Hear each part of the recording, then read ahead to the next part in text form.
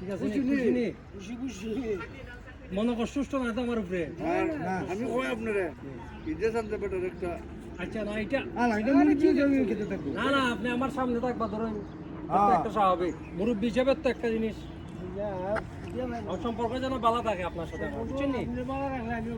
ইনশাআল্লাহ। আর তুই বলি, আর তো বেজাল নাই। আর তো বেজাল নাই, বেজাল আছে আর।